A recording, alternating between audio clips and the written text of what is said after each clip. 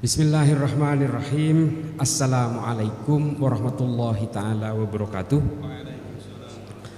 Allahumma salli ala Sayyidina Muhammad wa ala ali Sayyidina wa maulana Muhammad. Yang saya hormati Rais Syuriah PCNU Solo Al-Mukarram, Pak Kiai Sofwan. Yang saya hormati dari PCNU Ketua FKUB Pak Kiai Masyuri, dan mohon maaf saya tidak bisa menyebutkan satu persatu kepada teman-teman dari Banom NU dan dari organisatoris NU Solo Raya. Yang saya hormati para alim, para ulama, para masyaikh, para habaib, kalau ada yang habaib, para asatid dan siapapun yang ada dalam majelis ini feedback. Perkenalkan, saya Islah Bahrawi, Pak. Saya mungkin banyak saudara-saudara saya di sini, saya asli Madura. Saya nggak mau dipanggil Gus itu bukan apa, karena yang kiai itu kakek saya. Bapak saya ini ya orang biasa lah. Bapak saya orang biasa, dia meskipun dia juga seorang ahli thorikoh, tapi dia bukan kiai, dan tidak pernah juga bapak saya itu dipanggil kiai, dipanggil lora juga tidak pernah. Saya betul-betul terdidik sebagai orang yang menyadari bahwa sebagai seorang manusia yang pendosa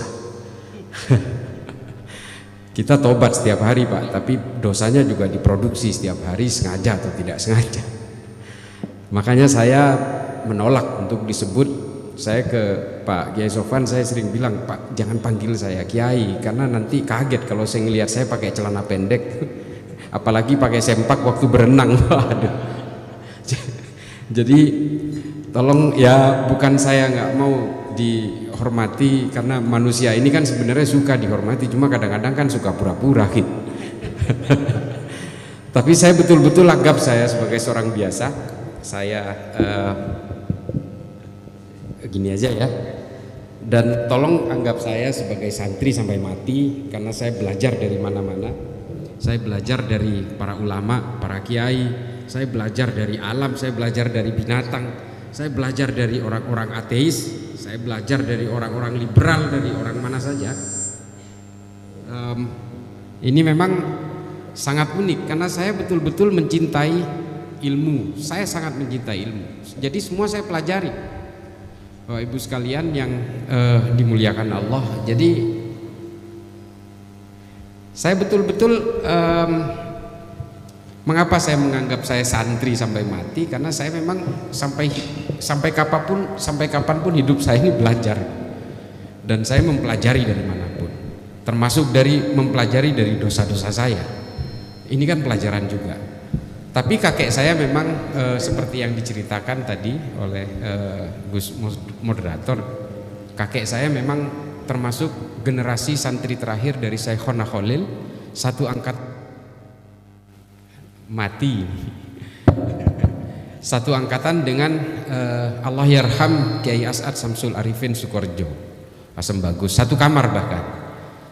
Dan banyak sekali pelajaran-pelajaran dari kakek saya waktu itu yang menginfluence saya, sehingga saya belajar kitab Ad-Jurumiyah Ibnu Ajurum itu. Saya dari sejak umur 6 tahun, sebelum saya masuk SD, saya sudah diajari tentang Jurumiyah oleh kakek saya.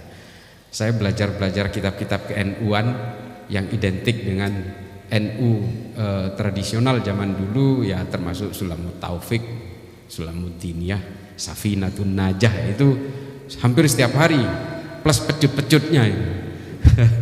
Kakek saya ini pada satu sisi untuk urusan keilmuan memang disiplin.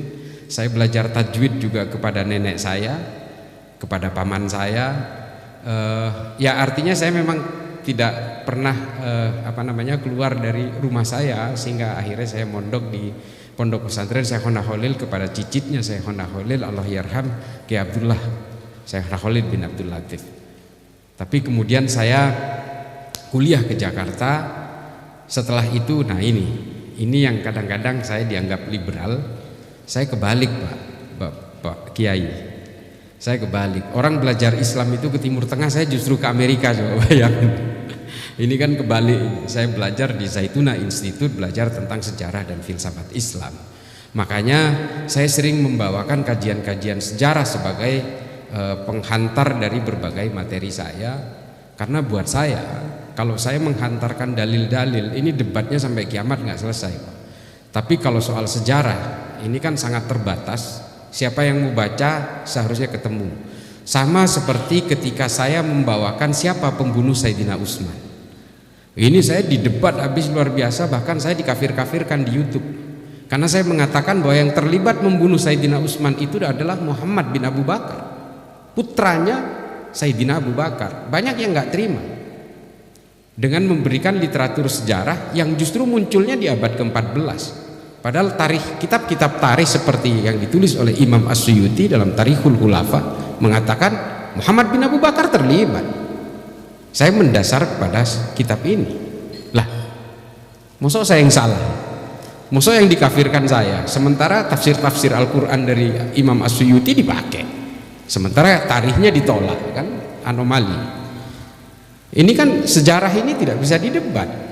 Karena semua punya rujukan yang sama. Kalaupun ternyata nanti beberapa abad kemudian ada yang mengubah isi sejarah itu, biasanya dipengaruhi oleh kepentingan-kepentingan politik. Ada yang berusaha menyembunyikan sejarah, sama seperti G30 SPKI yang berusaha diubah oleh Soeharto. Kalau kita baca bukunya versi Soeharto dan baca bukunya versi Cornell Paper dari Ben Anderson, beda. Apalagi kita belajar dari kesaksian Kolonel Abdul Latif dalam pledoinya di Mahkamah Militer tahun 78. Jauh berbeda. Ini soal sejarah. Sejarah ini memang selalu berusaha diubah oleh para pemenang, oleh para penguasa. Nah, saya tidak perlu membantah, ya silakan aja baca Tarikhul Khulafa. Di situ menyatakan ya Muhammad bin Abu Bakar kecewa kepada Sayyidina Utsman karena tidak jadi ditunjuk sebagai gubernur Mesir. Kalau dia kemudian menjadi korban fitnahnya Marwan bin Hakam, itu lain cerita. Tapi Muhammad bin Abu Bakar, meskipun dia putranya Sayyidina Abu Bakar, ya kita harus mengantarkan sejarah itu. Dia terlibat meskipun bukan eksekutornya, tapi eksekutornya adalah dua orang Mesir yang menikam Sayyidina Utsman ketika sedang menulis Al-Quran. Sedang menulis Al-Quran. Dibunuh karena persoalan politik. Ini silahkan bantah saya, tapi baca dulu Tarikhul Khulafa. Ini jelas. Saya tidak ada niat untuk mendiskreditkan apapun. Bagi saya, setelah kenabian, sifat maksum itu sudah tidak melekat kepada manusia. Para sahabat setelah itu, ya dia melekat dengan kemanusiaannya tanpa sifat-sifat maksum. Dia bisa berbuat kesalahan. Ya ini fakta sejarah. Dan yang membunuh dan yang terlibat konspirasi politik di Madinah awal pasca Nabi Muhammad wafat, ya ini juga para sahabat juga kok. Perang Jamal, perang Siffin, meskipun ini dikatakan sebagai korban fitnah, faktanya mereka berperang sesama orang Islam. Nah ini juga jawaban saya terhadap beberapa orang yang membantah di YouTube karena ini ada rekamannya. Ya ini semua rujukan sejarah. Tarikh At-Tabari jelas, Ibnu Athir, Ibnu Katsir, Ibnu Mas'udi sebagai penulis sejarah yang pada generasi terakhir juga banyak menulis surat tentang ini. Konflik Sa'ad bin Ubadah dengan Sayyidina Umar, perpecahan antara kaum Muhajirin dan kaum Ansor, ini kan juga terjadi. Tapi kan kita selama ini kan memang terlalu sibuk menyembunyikan sejarah-sejarah yang nggak nyaman. Ini selamat datang Kiai. Mohon maaf. Roisyur ya. Salam takdim saya, Sukoharjo. Waduh, ini saya cerita sedikit nanti soal Sukoharjo ini.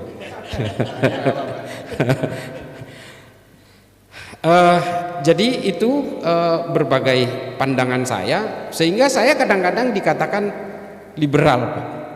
Loh, liberal gimana? Saya ini Nahdien sejati, saya lahir ini oe-oe udah jadi Nahdien kok.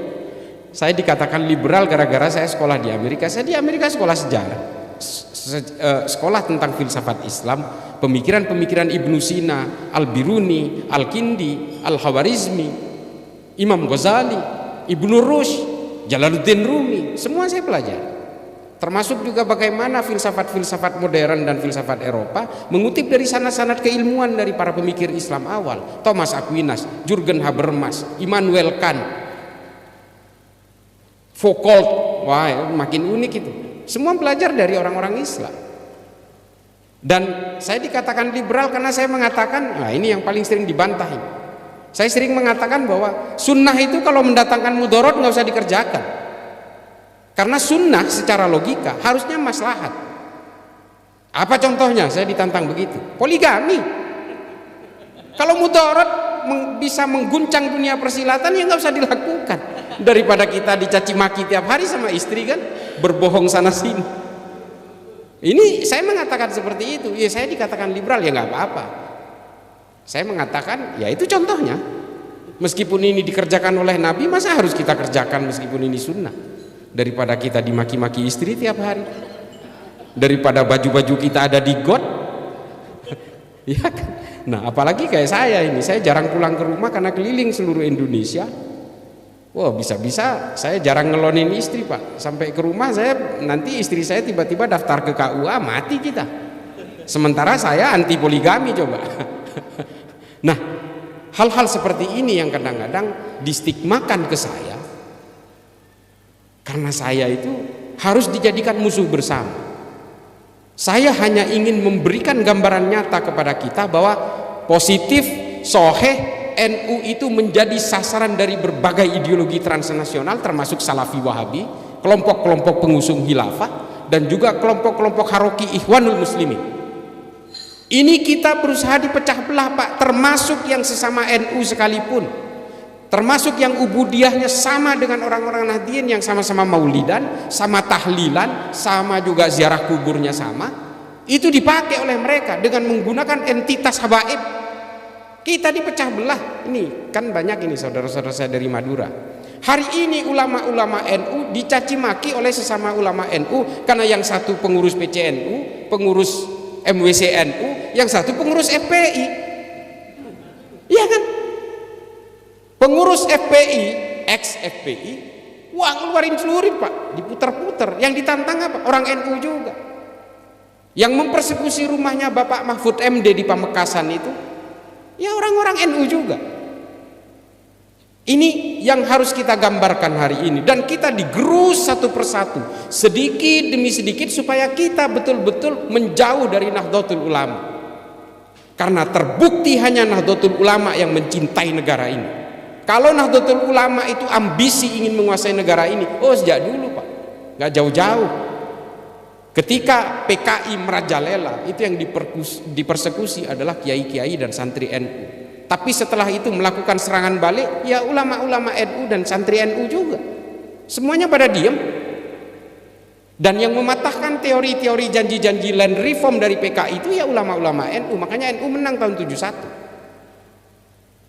Ini harus kita sadari.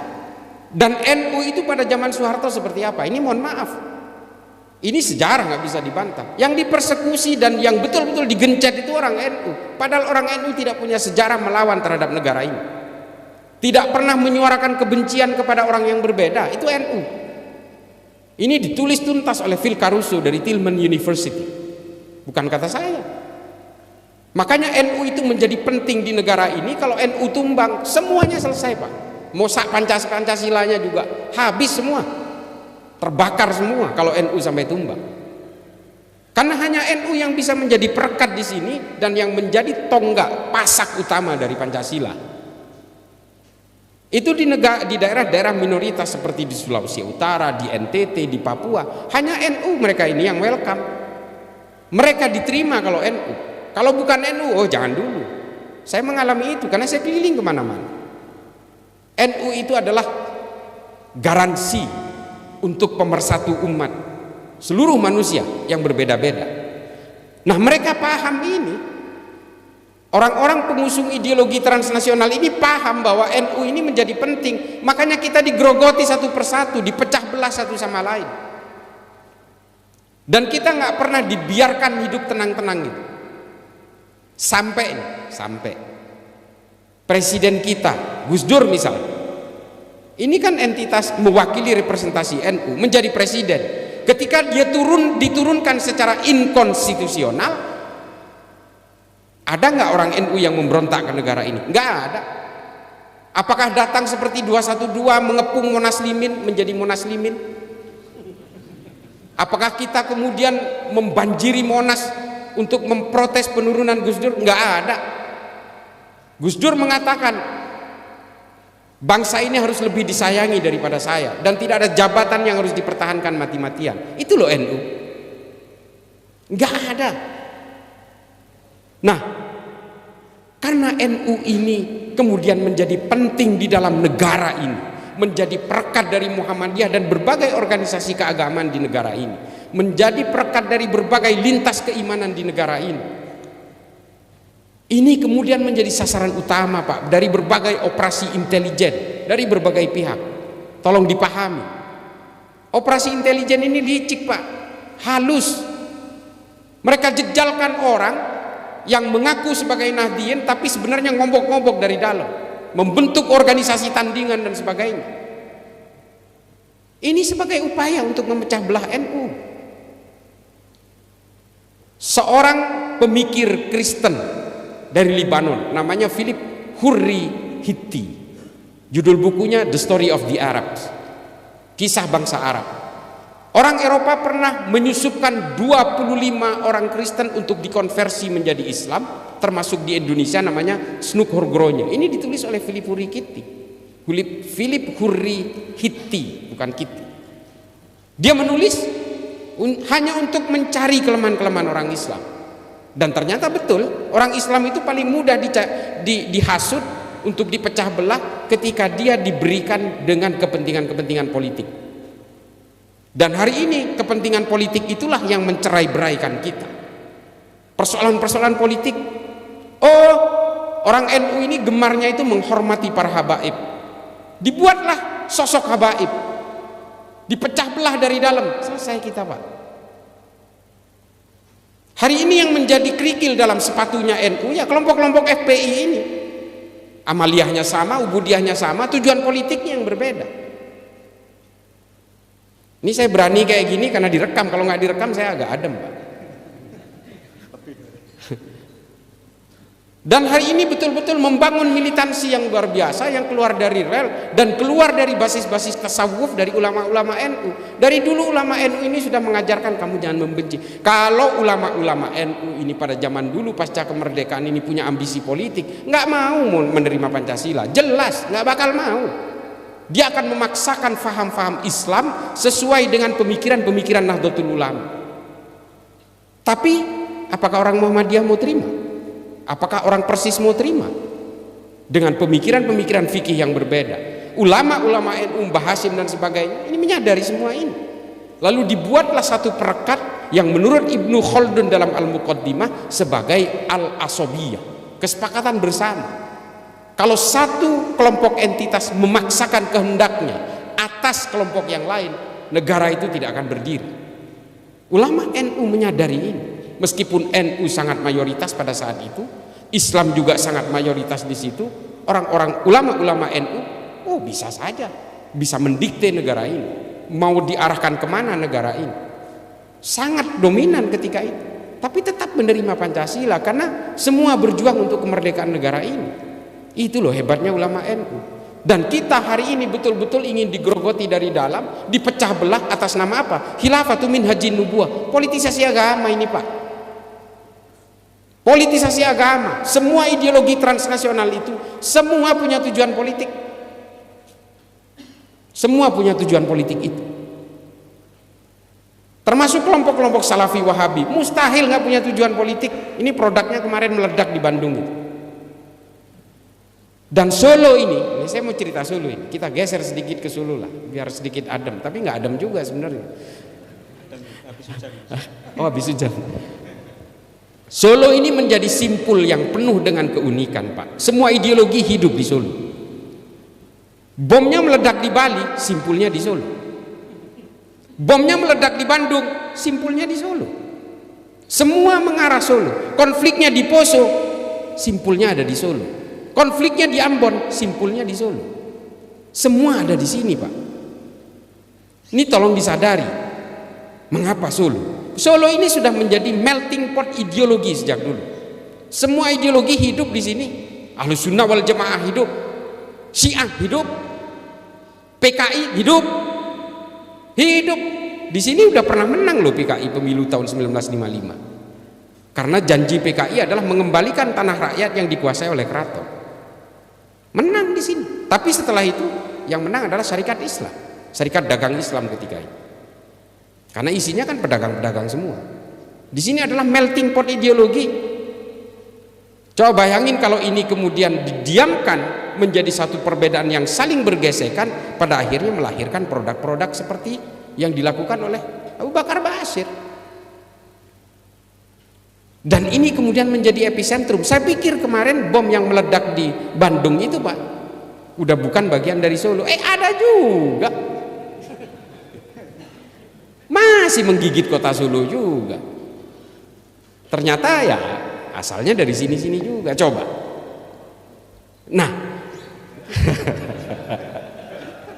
tapi ini memang tidak sengaja kita keluarkan karena masih ada pesta, Pak. Ini kan pestanya udah mau bubar, nggak apa-apa lah dikit-dikit. Tapi ini harus dipahami oleh Bapak Ibu sekalian yang saya muliakan di kota Solo ini harus kita sadari bahwa NU harus menjadi pemain utama di kota Solo. Karena kalau NU tidak bisa menjadi perekat dari berbagai ideologi yang hidup dan tafsir-tafsir yang segala macam ini, maka Solo betul-betul akan menjadi epicentrum yang dalam konteks negatif, bukan dalam konteks yang positif. Ini kalau didiamkan. Makanya semua kesatuan TNI dan Polri itu pasti punya posko di Solo. Memang unik, Pak. Ini mohon maaf ya. Termasuk orang Islam yang makan anjing pun ada di sini, Pak. Ini membuktikan bahwa ideologi apapun hidup di sini. Ini kan harus kita ketahui semua.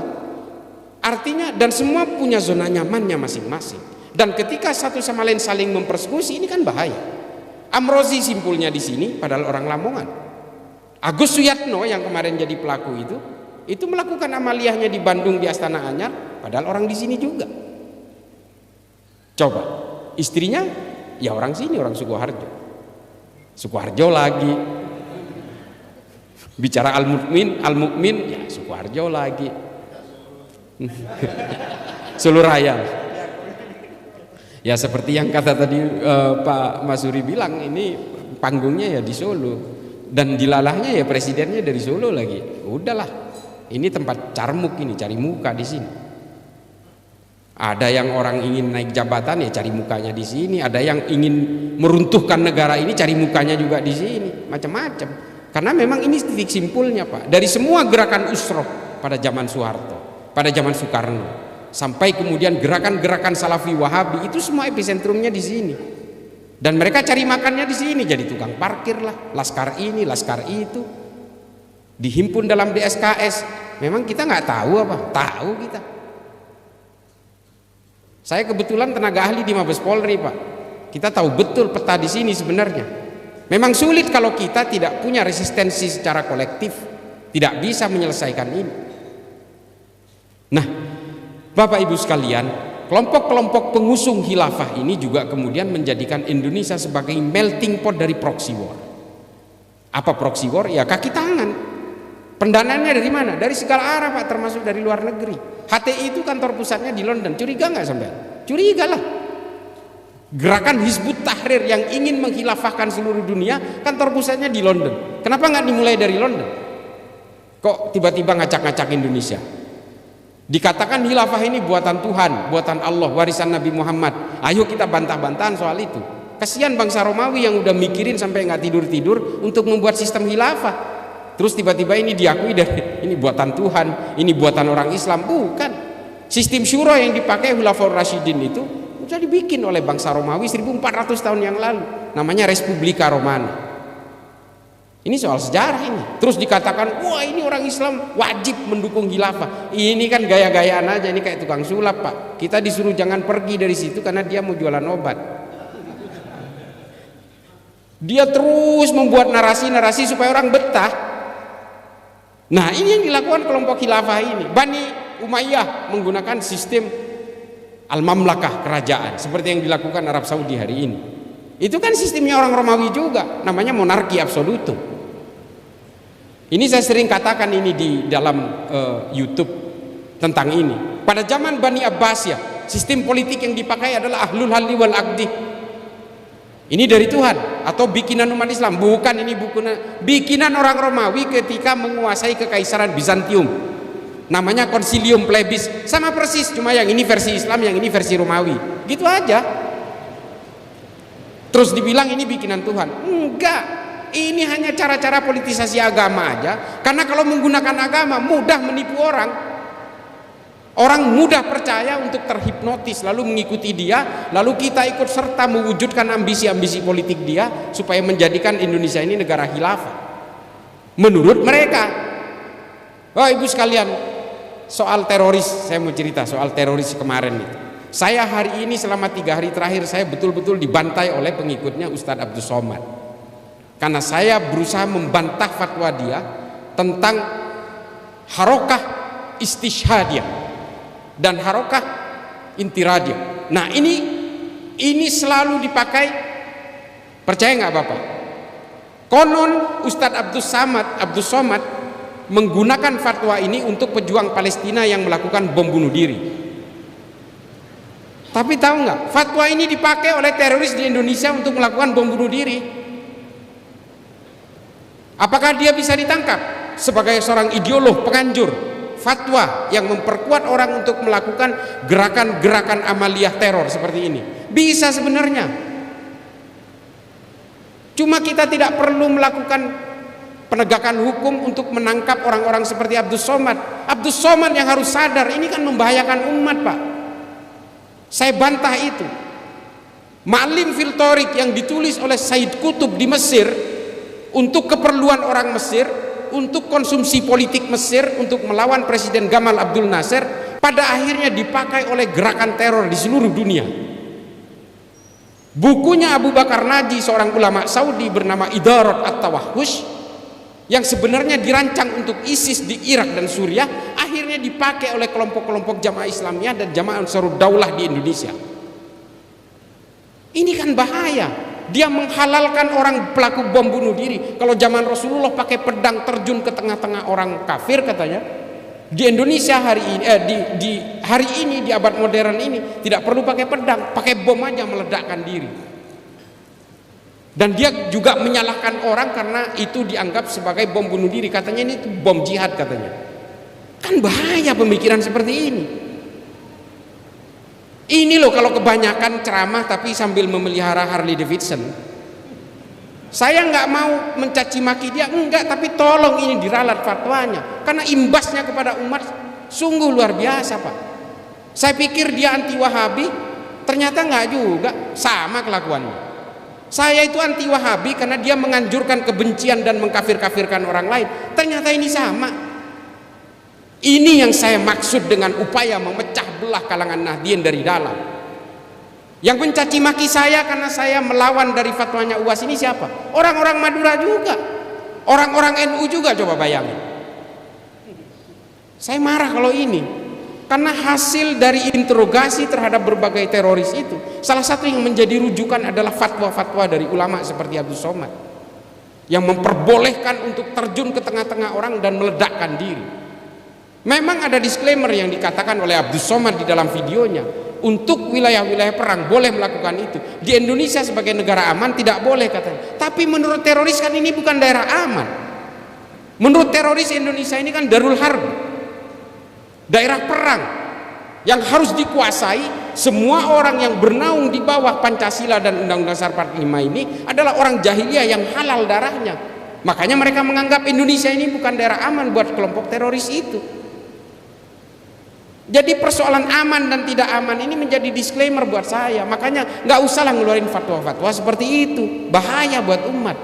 Kalau orang yang masih bisa mencerna, oke, that's fine. Tapi kalau orang yang tidak bisa mencerna keilmuan agamanya, ini kan selesai semua. Lalu dia mengatakan wajib seluruh umat Islam mendukung khilafah. Yang jadi rujukan adalah Imamul Hakim dalam Al-Mustadrak ala Sahihain. Saya udah baca kitab ini. Katanya disohehkan oleh Adz-Dzahabi.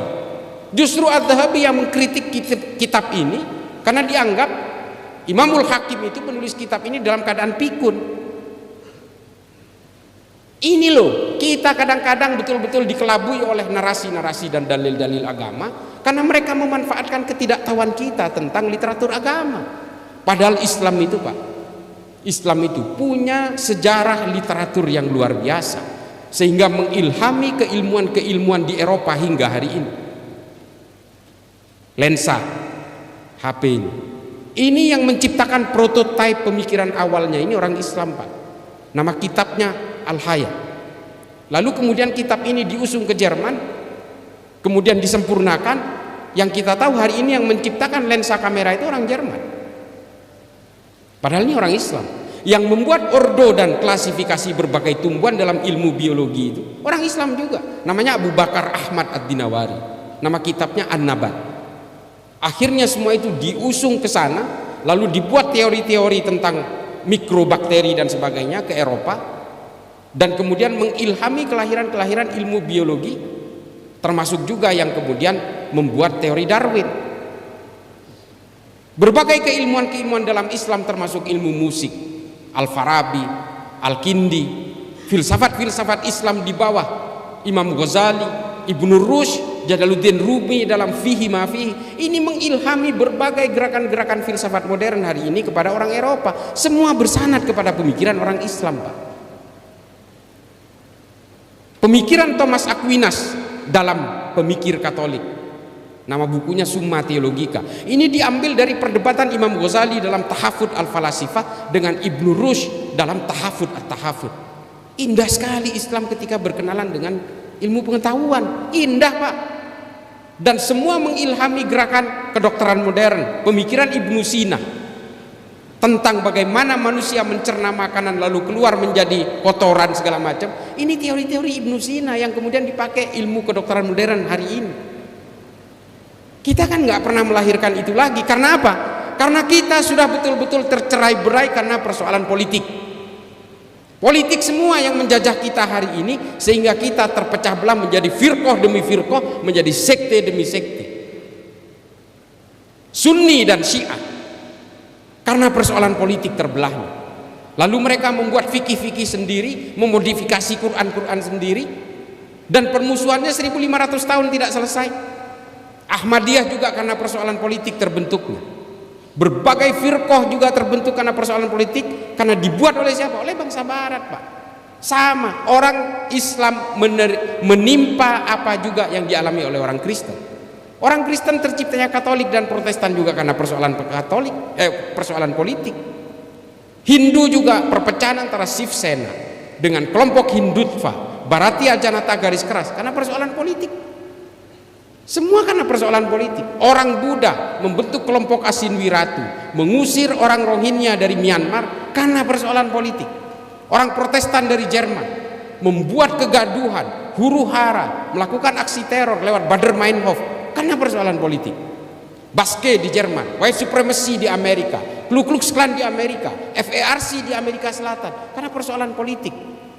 Semua agama-agama ini dibuat luluh lantak karena persoalan-persoalan politik. Termasuk NU hari ini di Indonesia.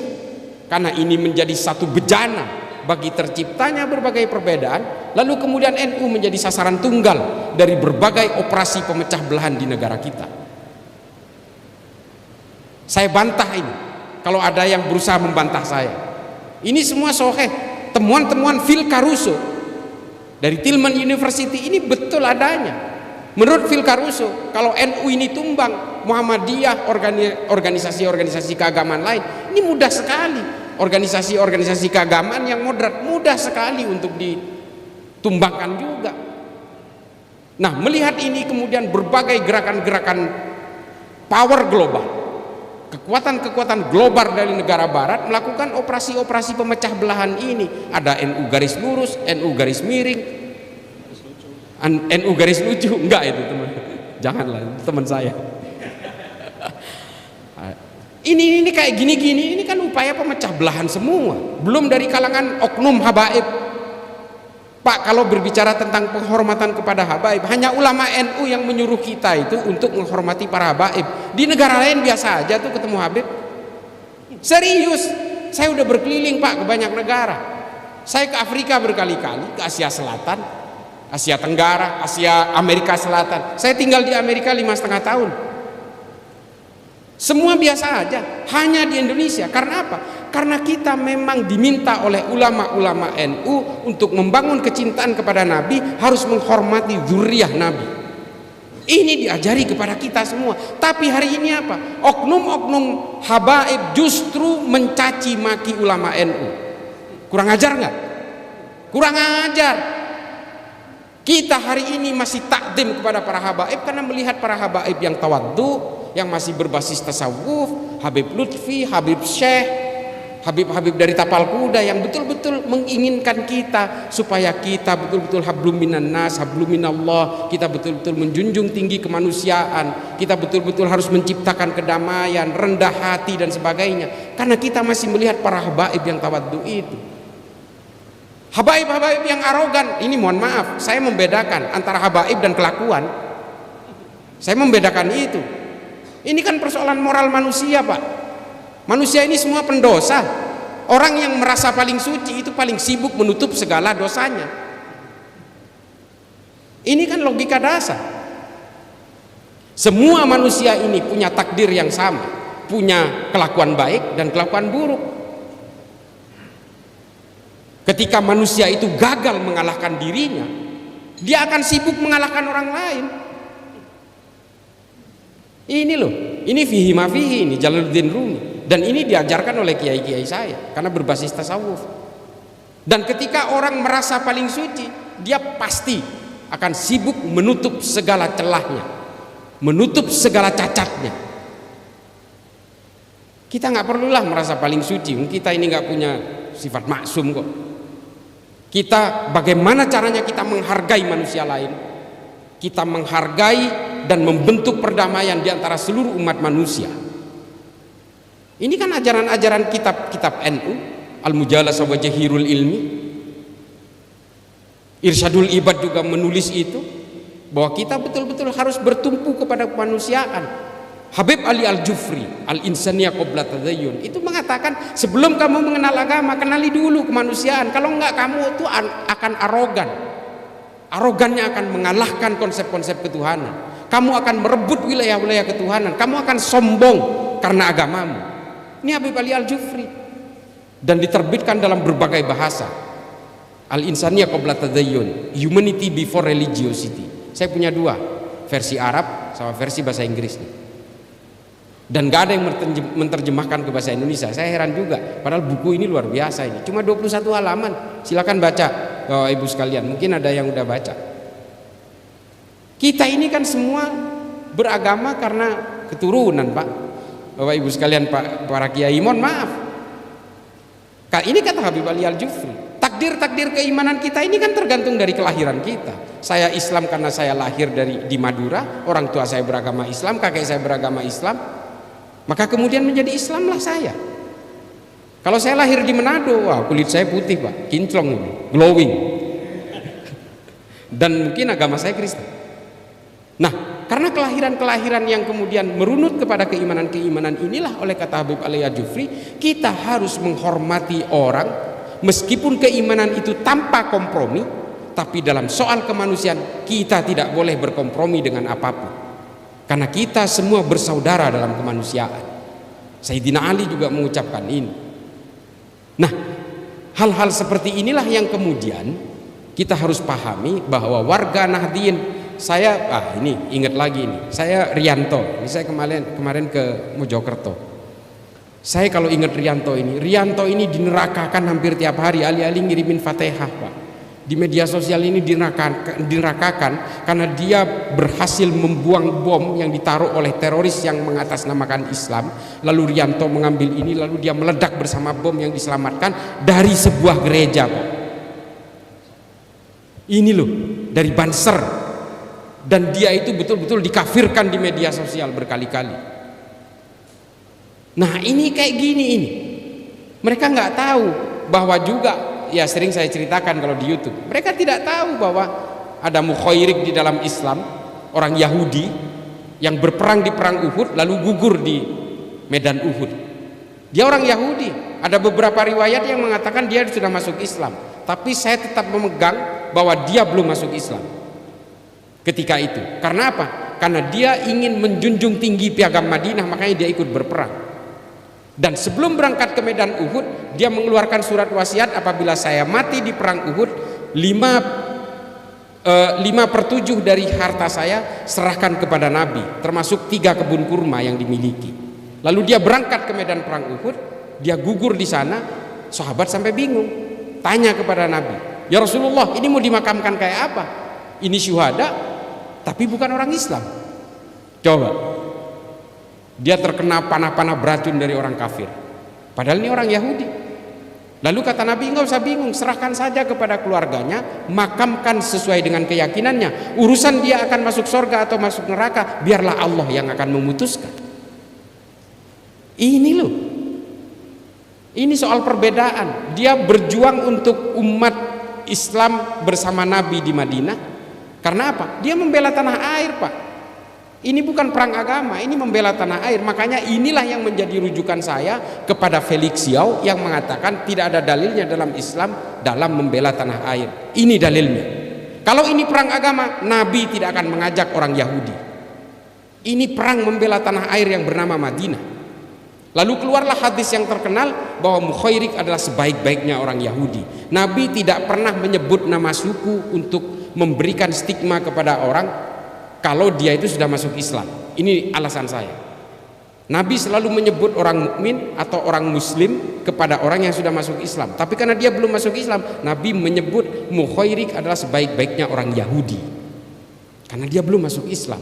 Lalu kemudian harta yang diwariskan oleh Mukhairik kepada Nabi, Nabi membuat baitul mal pertama di Madinah untuk menyantuni para janda perang dan anak-anak yatim korban perang.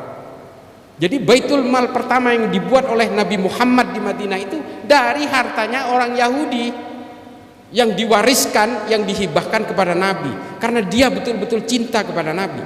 Mukhairik ini adalah pemimpin agama Yahudi, rabinya. Karena pertempuran Uhud itu hari Sabtu, Mukhairik pun berpikir dan pamitan kepada keluarganya, saya harus ikut berperang bersama Nabi. Mukhairik, kamu kan tahu ini hari Sabtu. Hari Sabat itu bagi orang Yahudi itu hari terlarang untuk keluar rumah. Tapi kata Mukhairik, tidak, saya harus keluar membantu Nabi, karena Nabi adalah pemimpin di kota ini, di negara ini. Nabi sudah betul-betul menghargai hak dan kewajiban seluruh warga Madinah ini meskipun berbeda keimanan. Dia hanya berpegang kepada piagam Madinah. Kemudian Mukhairik memaksa keluar dan betul-betul tewas di situ, gugur di situ. Nah, cerita-cerita gini kan nggak pernah, jarang kita dengar. Saya menyampaikan ini aja banyak yang protes. Kamu jangan jadi anti Yahudi katanya. Buset. Dan yang ngomong begini salah satu pengurus PCNU di Bangkalan. Dia saya dianggap ngarang. Ini yang kurang baca saya atau mereka gitu. Nah ini kayak begini kan jarang. Saya dibilang kamu itu terlalu liberal sehingga orang Yahudi pun kamu hargai. Ini bukan menghargai Yahudi, ini menghargai kemanusiaan. Nah, saya tadi malam saya ikut serta dalam acaranya Buya Syakur Yasin. Ini sama ini, Buya Syakur dan saya ini sering dianggap sebagai liberal. Ini sering dituding seperti itu, padahal dua-duanya Nahdien sejati. Dan yang nuding liberal ya orang-orang Nahdien juga. Kami membahas soal surat-surat dalam Al-Quran yang dijadikan dasar oleh kelompok-kelompok jihadis untuk pelaku bom bunuh diri. Salah satunya adalah surat At-Taubah ayat 5, At-Taubah ayat 29, At-Taubah ayat 41. Nah ini kan yang sering disalahgunakan oleh sebagian orang Islam untuk melakukan amalia-amalia teror, pelaku bom bunuh diri atas nama agama. Padahal ayat At-Taubah ini memang unik. Dia turunnya pada tahun ke-9 Hijriah. Dia menjadi surat yang ke-9 dan jumlah ayatnya 129. Banyak angka 9 di situ. Ini seolah-olah Tuhan mau main kiu-kiu ini. Tapi yang harus kita ketahui adalah surat At-Taubah ini turun pasca perang Tabuk. Ini nih. Di situ memang masa-masa perang ketika utusan Nabi dibunuh oleh orang kekaisaran Bizantium. Nabi betul-betul marah di situ karena utusan yang dikirim kepada Raja Heraklius itu dibunuh di situ oleh salah satu dari kelompok Kristen namanya Bani Udra. Nah, Nabi betul-betul marah sekali di situ, lalu jadilah perang Tabuk. Dan kelompok Heraklius ini adalah orang yang kemudian bersatu dengan kelompok Kristen dari Persia untuk melakukan perlawanan terhadap orang Islam, dan terjadilah perang Mu'tah. Setelah perang Mu'tah berlanjut ke perang Tabuk, turunlah ayat ini. Ayat-ayat perang bos dipakai di hari damai kayak gini. Semua orang ingin dibunuh. Dan ini dipakai oleh mereka yang hanya menerjemahkan secara tekstual tanpa pernah melihat posisi-posisi, circumstances dan kontekstualnya. Dia tidak tahu kapan surat itu turun, dia terjemahkan aja sepolos-polosnya, lalu semua orang ini yang berbeda dengan dia dianggap musyrik, perangi, bunuh mereka, intai mereka. Ini kan yang menjadi rujukan. Nah, tahu nggak surat ini? 3 surat ini ditemukan di dalam tersangka pelaku bom bunuh diri kemarin di Bandung. Makanya kita bahas tadi malam dengan Buya Syakur. Ini, dan saya mau pertegas sekali lagi, fatwa-fatwa seperti yang dilakukan oleh Abdus Somad tentang harokah istishadiyah inilah yang juga dipakai oleh mereka. Nanti akan ada pembuktiannya. Dipakai oleh kelompok Jamaah Ansarud Daulah di dalam setiap kontennya. Semua fatwa-fatwa dari Abdus Somad tentang jihad istishadiyah ini dipakai oleh orang-orang JAD untuk membuat kontennya di Telegram. Kita sudah temukan itu. Merasa berdosa nggak Abdus Somad? Harusnya merasa berdosa. Dia telah menggiring orang untuk terbunuh di Bandung, menggiring orang untuk terbunuh di Makassar.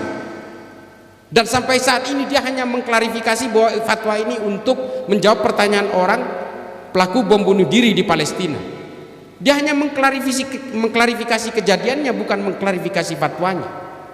Ini kan bahaya kayak gini. Saya diserang hari ini, diancam hari ini hanya gara-gara membantah pernyataan dari fatwanya Somad ini. Saya tantang sekarang, ayo kita gelut. Nggak apa-apa. Saya hanya ingin menyelamatkan umat. Wallahi, saya nggak cari duit pak. Saya dibilang di media sosial ini selalu menyerang Abdus Somad karena iri Abdus Somad banyak duitnya. Ya Allah, orang disangkain lapar semua kali. Ini saya pertegas, saya nggak cari duit di sini. Tanyakan kepada para kiai, ketika beliau mengundang saya, syaratnya satu, jangan saya kasih honor. Ini satu syaratnya kiai, jangan kasih honor saya. Saya jangankan diundang oleh PCNU atau PWNU atau diundang pesantren, kampus atau masjid. Saya diundang TV aja nggak minta honornya. Nggak mau saya. Saya tidak mau menjadi korban industri berita. Wallahi, saya diundang. Saya berbicara berkali-kali soal terorisme peristiwa Bandung ini, diundang iNews, Kompas dan sebagainya. Ketika dia nanyain rekening, nggak usah bayar saya. Ilmu saya itu gratis, gratis-gratisnya. Sampean gak usah baca buku, saya yang baca, sampean dengerin aja. Baca buku berat bos. Saya 1000 halaman loh per bulan, 250 halaman per minggu. Hidup saya itu sama buku. Saya di mana-mana baca buku. Dari hotel saya, dari Grand Mercure tadi ke sini, saya masih baca buku. Ada beberapa bagian paragraf yang saya tidak boleh lupa. Hari ini mau tahu yang saya baca? Yang saya baca adalah salah satu buku pemikiran ateis pertama di dalam dunia Islam. Namanya Az-Zulumiyah, yang ditulis oleh Abul A'la Al-Ma'arri. Ateis itu bukan pemikiran orang Eropa pak, pemikiran orang Islam pertama kali. Yang punya pemikiran tidak percaya Tuhan ini adalah Abul A'la Al-Ma'arri, Ibnu Al-Mukaffa, Abu Bakar Ar-Razi. Betapa hebatnya, bukan hebat ya dalam konteks ini, pemikiran-pemikiran dan keilmuan Islam itu menjadi luar biasa, baik yang negatif maupun yang positif, baik yang memperdalam kita kepada kepercayaan-kepercayaan tauhid dan akidah, sampai kepada orang-orang yang melanggar akidah sekalipun, yang murtad sekalipun, dilahirkan oleh kita, karena kita memang hidup dengan keilmuan-keilmuan yang luar biasa. Dan kemudian mengilhami pemikiran Ernest Bloch, Feuerbach, Marx, Darwin dan sebagainya, yang kemudian juga nggak percaya Tuhan pada akhirnya. Sanadnya kepada siapa? Pemikir Islam. Sampean kalau baca kitab-kitabnya Abu Bakar Razi, sakit Pak hati kita. Dia betul-betul seolah-olah membuktikan bahwa Tuhan itu enggak ada, Nabi itu pembual, Al-Quran ini adalah kecap, bukan wahyunya dari Allah dan segala macam. Dan ini diadopsi oleh pemikir-pemikir Inggris hari ini, Richard Dawkins, Tim Hitchens, The Four Horsemen dan sebagainya. Saya baca semua buku mereka. Saya kalau ingin tahu tentang Nabi, tentang Rasulullah, saya juga membaca sejarah yang ditulis oleh orang-orang non-Islam, William Montgomery Watt, Maxim Robinson. Saya baca Pak. Saya ingin tahu otak orang yang non-Islam ini seperti apa terhadap Islam. Jangan kalah kita. Masa orang-orang non-Islam aja yang berusaha memata-matai Islam, ya kita juga harus memata-matai mereka. Bukan apa? Supaya kita betul-betul tidak terlibat dalam perpecahan-perpecahan kemanusiaan. Itu aja tujuan saya. Kita tidak boleh saling mencaci maki karena perbedaan. Semua ajaran ini kan mengaku paling otentik Pak. Orang NU ngaku paling otentik. Wah, Wahabi Salafi apalagi, Salafus Soleh ini. Wah, paling orisinil ini, kalian ini kan udah tercemar semua ini. Kan begitu. NU apalagi, ziarah kubur ini, wah terpengaruh Hindu ini. Semua mengaku paling otentik. Padahal kita semua ini kan beragama karena katanya kan. Semua katanya ini.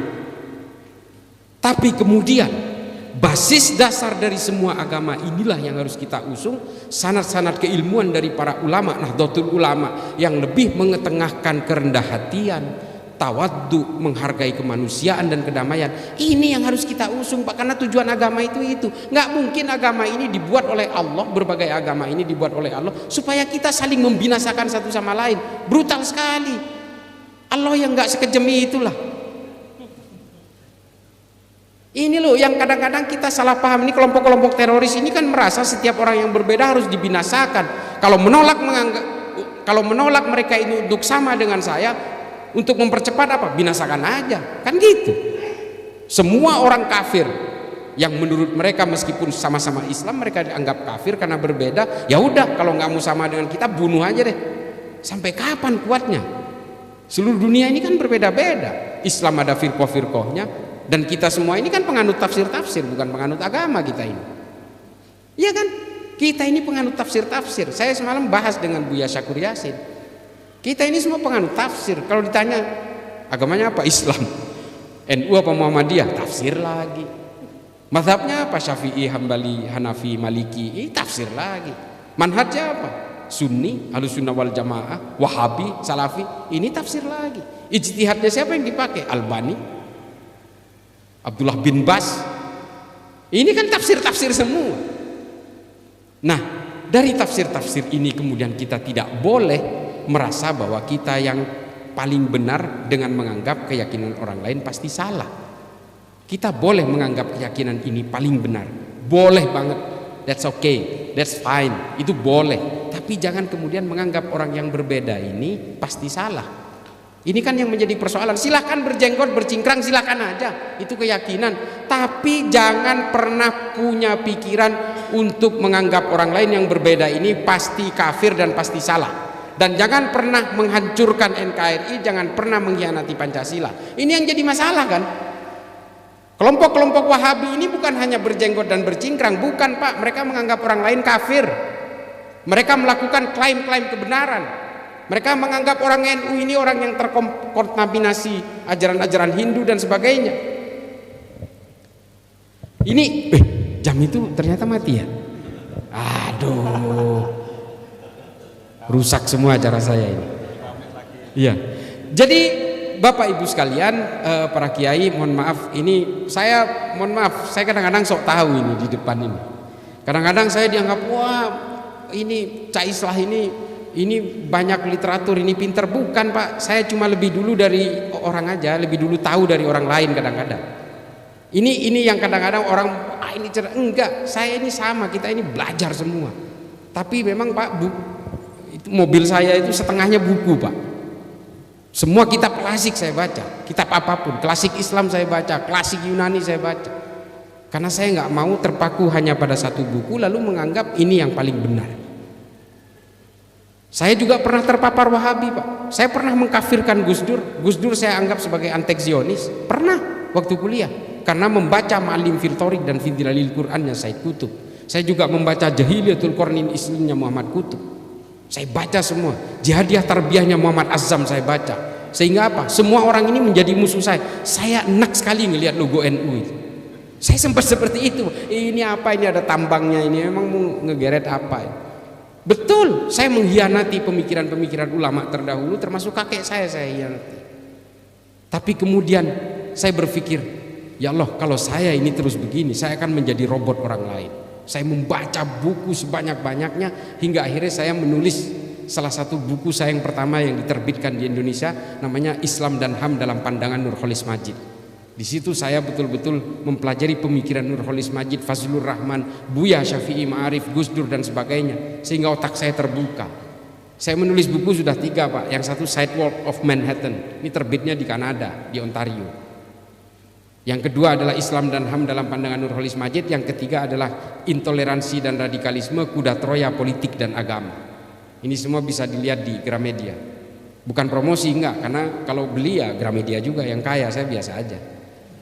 Nah, ini yang ingin saya sampaikan kepada bapak-bapak ibu sekalian, para kiai, para ulama, para asatid.